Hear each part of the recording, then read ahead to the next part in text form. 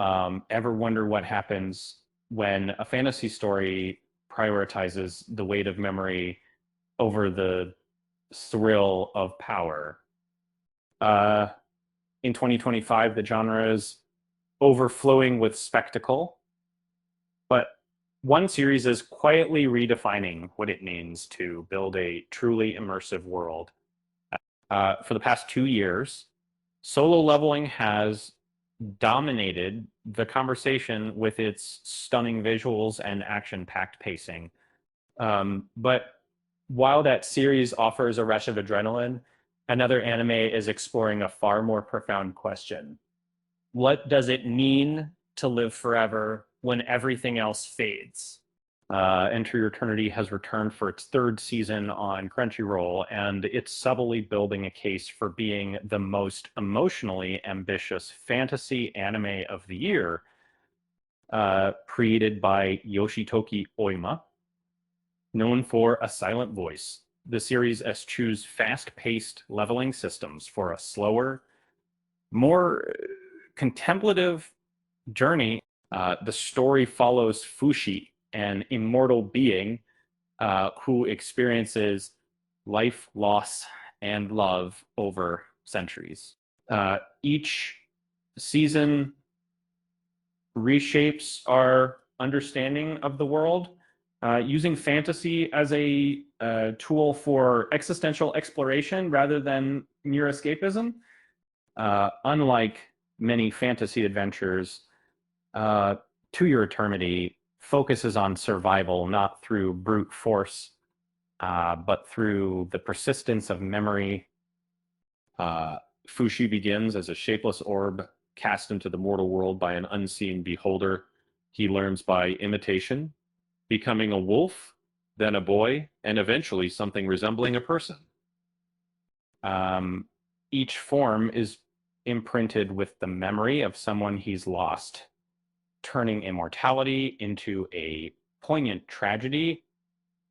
Now, in its third season, To Your Eternity has entered modern-day civilization, centuries after its earlier arcs of grief and rebirth. And this new setting is almost disorienting, with technology and society built atop the legends of a being who has outlived everyone he's ever loved. And the anime transforms fantasy into something heartbreaking and deeply reflective. Immortality is often portrayed as a gift, but To Your Eternity treats it as a slow-burning curse.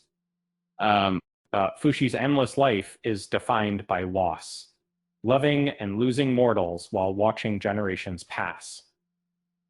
The current season unpacks that loneliness in devastating ways as Fushi, having battled monstrous knockers for years, finds himself in a world that no longer needs saving.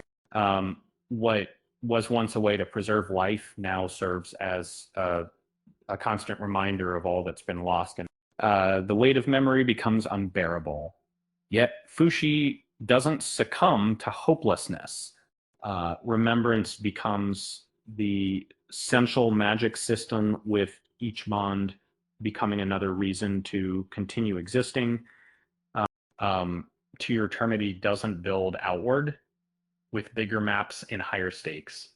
It delves inward, creating an intimate world that feels ancient and real. Each new society evolves naturally from what came before, shaped by the traces Fushi leaves behind. The world feels lived in, damaged, but undeniably authentic. Well, solo leveling maximizes spectacle. To Your Eternity operates at fantasy's most haunting and contemplative. The series treats world building not as geography, but as genealogy. It's a living timeline where time itself remembers even when people don't. The anime understands that true power lies in emotional resonance. Its scope is vast precisely because it's quiet. Um, each episode unfolds like a memory being retold, filled with moments that linger rather than explode. Um, in a year dominated by kinetic energy, To Your Eternity builds tension through silence. And the small gestures that define humanity, uh, it doesn't need to compete visually because its weight comes from meaning. It's every image resonates like an afterthought that refuses to fade. Um, Grief is the story's language, but it never feels hopeless. Uh, to Your Eternity treats pain as continuity, proof that love once existed. And anime in 2025 capture that idea. So consistently, by the time season 3 reaches its midpoint, it feels less like a story and more like a meditation on living, remembering, and rebuilding. Fantasy doesn't have to promise escape.